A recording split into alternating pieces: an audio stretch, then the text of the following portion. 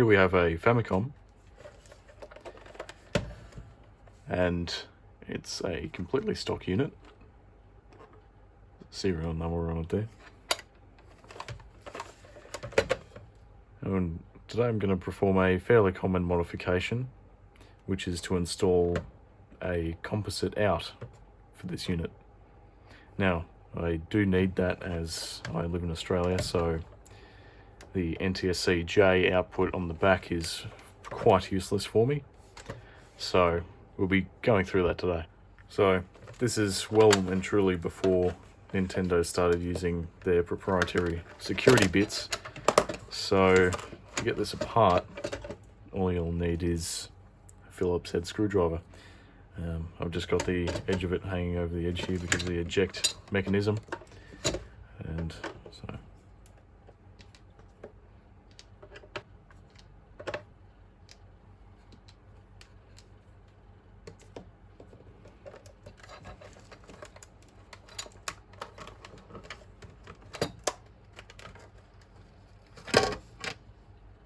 a little bit of dust, not too bad.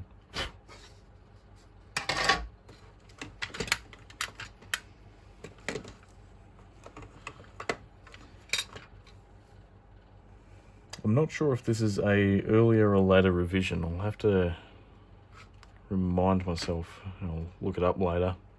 It's easy to tell if it's an earlier or later model by how this board is laid out and how they connect. But inside, you just have the two controller ports on the sides, and it's just 4 screws for the main circuit board.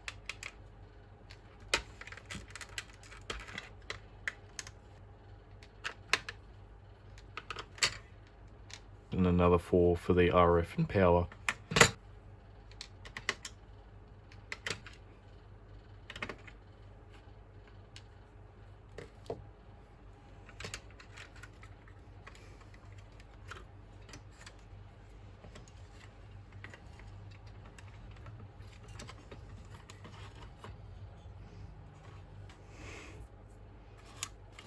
Well, that got a bit toasty in there, didn't it? Now, I do believe this power jack is center negative. I'll have to hook up a solution for that, but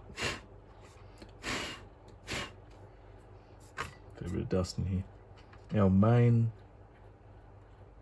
center of attention is going to be this little transistor here. I have a feeling this might be an earlier revision of this board. Perhaps. And just taking a little bit of a closer look, it does appear that it is in fact center negative. The negative comes here and runs the outer perimeter of the circuit board, and the positive jumps from here to the first pin of the 7805 voltage regulator. So that does appear to be the case. So what I'm going to do here is I see a lot of people lifting this transistor and just sort of tacking on resistors and putting a capacitor out to whatever sort of jack they decide on. I'm not going to do that here. The collector and base connections here I don't need to change, and there's a resistor here that connects from the emitter pin directly. So if I remove that resistor, I'll have access to the emitter pin, and I'll be able to either connect the video to the analog board, where I'll do some further modifications there with a resistor divider network, and then I'll put in a 33 microfarad capacitor. Still haven't decided that yet, but I'll see how I go with it. But first off, I'll remove that resistor and I'll be able to go from there. It'll be a lot tidier that way, and hopefully introduce less noise as well.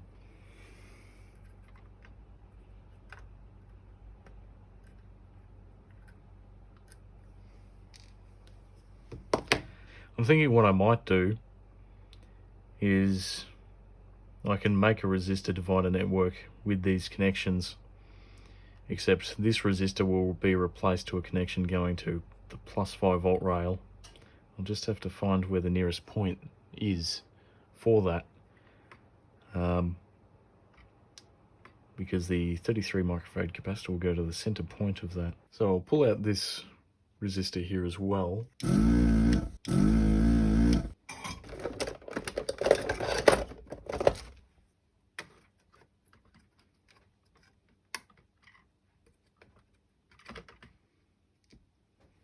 It's also not good to grab a component like that, but because I'm not reusing it, it doesn't matter. But we'll get on down close here, and you can see what I've done here. So the emitter comes out right there, that little trace. I can really get nice and close to it. Comes out right there, and then it would jump across this resistor and follow back and go to the rest of the circuit, flip sides of the board and out the cable along here on the far right. And this resistor here just connects it to ground, so it has its own center tap, but instead we're going to have a 100 ohm resistor here, and we're going to have a 150 ohm from here to the nearest plus 5 volt. Actually, I don't know what polarity this ground is. I'd imagine I should actually check that. Well, I just checked with the multimeter and powering the circuit loosely with clip leads from my lab bench power supply. And indeed, this rail here actually is positive 5 volts. So I guess I was being a little bit quick to judge about what was ground, but that's good to know. And that actually makes it a lot easier because, well, all I have to do is put the resistors exactly where the originals were. So that makes it pretty easy. Just means we'll have to do a little bit of trickery on the board with removing some components and adding a jumper wire, but that will be pretty straightforward, I reckon. So I've just installed the two new resistors, 100 ohm here and 150 ohm here, and more on that conflicting where's the ground, where's the plus 5. It turns out it's a bit of both on this board, so you have ground on the left hand side and plus 5 on the other, and it sort of interlinks as a mesh. So the ground only runs a certain portion and the plus 5 runs the other. I do guess that does make sense. It's just you need to be aware of it when you undertake a mod like this. I don't think you could do any damage if you connected this transistor to ground. It wouldn't. It would just be the wrong. It would be reverse voltage and the transistor wouldn't conduct. So that's right. It's just important to be aware of that. So video-wise, that's the only modification on the motherboard that needs to be done. What I will do, as some people have advised, is to put an extra filter across this chip. I have forgotten the name of this chip, but the 2CO2 tends to have a bit of filter noise. So I'll put a 33 under there as well. And on the analog board, I will desolder the connections to the RCA jack on the back, and I will install a tantalum capacitor between the line here and the jack, and then this jack will now work as a composite out instead of RF. So to add extra filtration, we'll be needing to connect a capacitor negative to pin 20 of the PPU, I believe it's called, and the positive to pin 22. So I'll just be using a 33 microfarad. I don't think it's awfully critical by any means, but a bigger value will obviously add to extra filtration. I think 33 in that range, up to 100 perhaps, is a good range to start with. So what I will do, because I'm adding it underneath around the pins of the chip, I'll desolder them as such, and then I'll just grab onto the leads, bend them like so,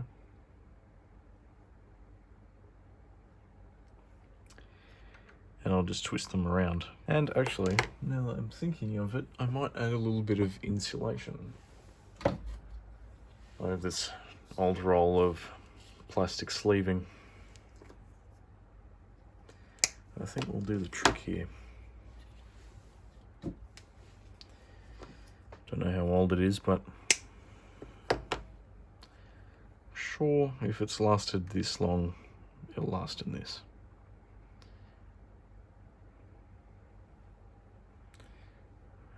Might bend that around, bend a little bit, like so. Get the other end, feed it through, like so. And now something like that. So again, positive to 22, negative to 20. Not hard to connect it to 20. We'll realize which pin is 20 because it will be attached to ground, and it will be opposite the video out pin. It's very important when you're doing stuff like this to make a mechanical connection. In fact, I might pull this down a little bit so you can more easily see exactly what I'm doing here. Increase the brightness a little bit to get rid of that flicker.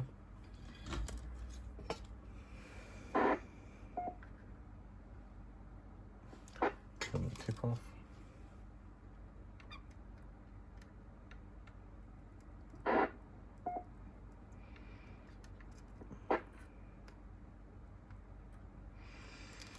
Like so. That's pretty good. And it around pin 22.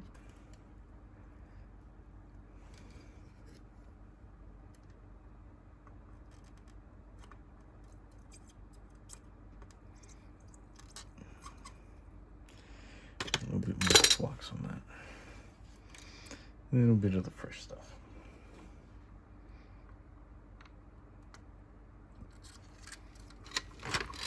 Oops.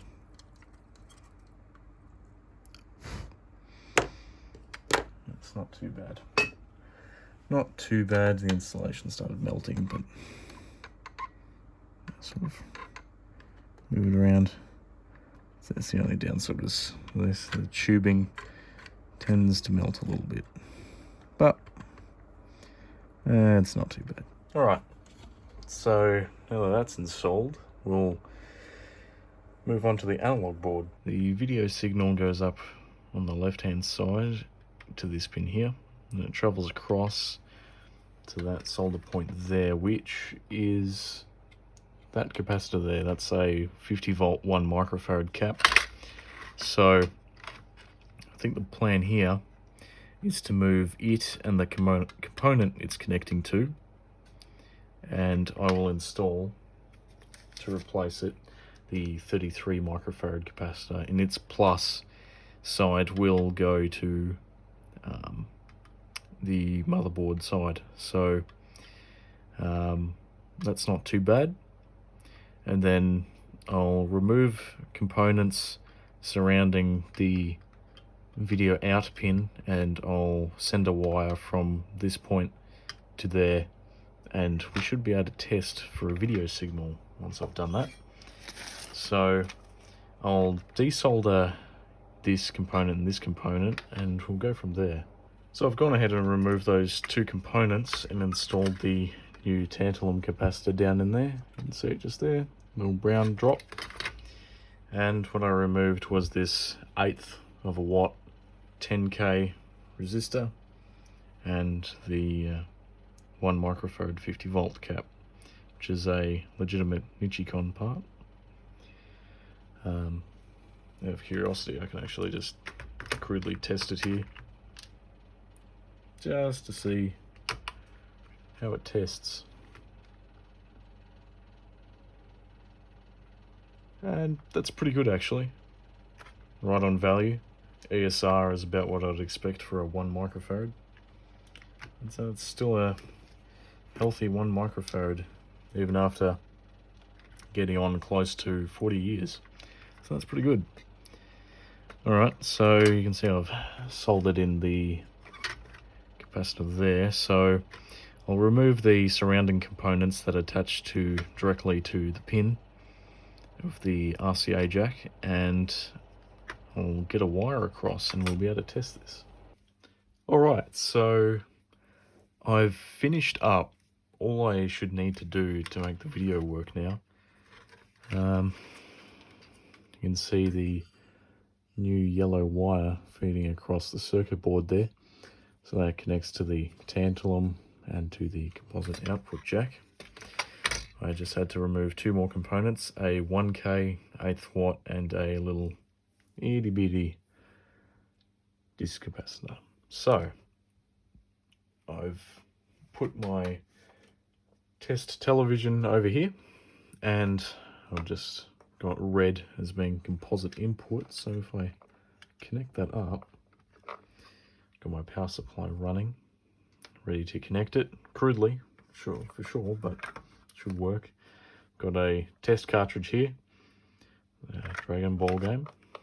So prop that there and connect it on the side. I'll move you over here, and if all goes to plan, should work. Look at that. Perfect. So that's great. So I'm just holding the power to it. So all that I've done here so far is add a filter cap and rewire the output buffering transistor and connect it to the RF output. So look at that. I'll just disconnect it here. So the circuits and basic ideas of what I've done here have been published online already. The resistor values are from 80s Freak, and the idea for the principles of how to wire it as it currently, somewhat similar to how it currently is on another website that is no longer hosting it, but I will post a link to a Wayback Machine link that will show you where the inspiration for this general layout came from.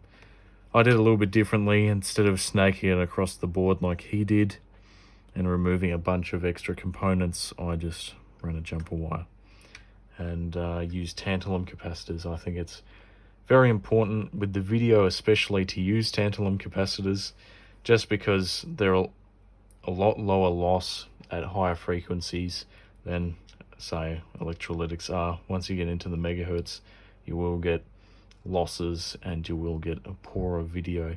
It won't be dramatic, but it will be noticeable side by side. So all that I have to do now is the video, and you can see it's quite clean. Just doing these two resistors, pulling 4 components off the analog board, installing a capacitor and a jumper wire. So that's all I have to do for that. Now for the sound, what I'm planning to do is remove this channel selector switch, and I'll cut a little bit extra out of the RF shielding here and install a second RCA connector beside it, and I believe it's pin 46 from memory, and I'll use a 470 microfarad, just a normal electrolytic because we're dealing with audio now. Positive end I believe is to the board, but I will correct that if I'm wrong with that. Currently trying out the original Super Mario Bros. I have removed the rear RF switch and an additional disc capacitor that was sitting behind it, just to add additional clearance for the other jack I'm going to add there. I've also tacked on a 330 microfarad for audio. Been seeing that people are using anywhere between 220 and 470 microfarad, so anywhere in that range you'll be right to go if you undertake this yourself. But as you see with Super Mario Bros, there is a lot of jail bars. Well, any way to get rid of that is to add extra filtering. So I've decided to go ahead and add a couple of these 22 microfarad Sprague tantalum capacitors that I've got kicking around. You don't have to use tantalum. I'm just using these because that's what I have on hand. I can get this to test. Yeah, you can see there. And it's got 0.3 of an ohm. So they're very low resistance and good quality parts. So that's why I like to use tantalum in these sorts of circuits. But it's not a requirement. Anyway, I'll play around with this for a little while and come back when I have a solution made up to remove the jail bars as much as possible. So I've just added 2 new tantalum capacitors on the underside of the board here, connected to the ground and +5 on either side of the capacitor. So I've distributed them a distance apart on the circuit board to try and filter as best as possible. And there is a noticeable improvement. It's not perfect, but it is quite noticeable. I'll do a side-by-side comparison on the screen. So it's to an acceptable level now, I think. This mod, there tends to be jail bars no matter what. Some people have better luck than others. And I think it also comes down to circuit board revision. There's an earlier model with a little bit less shielding, I believe. So that may be another causing factor there. So next thing on the agenda is to install an audio jack, and I'll be able to put this back together and call it done. And as another side note, I've decided to install a protection diode, which just basic power protection. It's just in series with the power input. There was a jumper in place directly from the positive terminal of the jack, which runs across to the regulator. So I've removed that jumper and installed a 1N4007 diode in there. That is just to protect this console, to ensure that nobody accidentally plugs in the wrong power supply and blows it up. And I've tested it on my power supply, and before I installed the diode, this thing could handle down to 7.5 volts going into it before the regulator started to drop off. So adding a 0.6 volt drop in series with that is just going to result in protecting the console and also taking a bit of the load off the 7805. It doesn't have to drop as high of a voltage. Okay, things are finally starting to wrap up now. I didn't have the same jack I needed that would mount in there, but I found an RCA jack that I could put a wire feed through. So for now, it's just going to have that wire on it, and it works. So if I fire up Mario,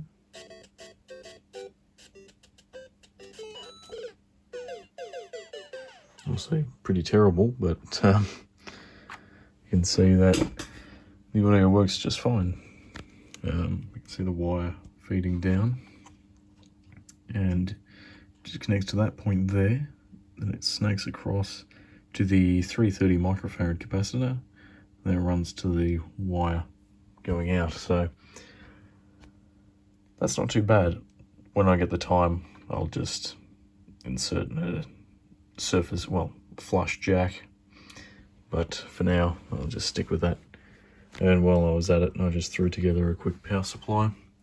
This is just a 9-volt AC adapter, so I just made a little circuit board here to filter and rectify it. So here it is, all put back together. From the rear side, it doesn't look all too different from a stock unit. Obviously, this protruding jack will be replaced with jack alongside where the original RCA jack is, which will make it look a lot less tampered with, I suppose. And of course over here we have Mario. I hope that this video was helpful. Get the ideas flowing on how you would like to do this modification. So there we go.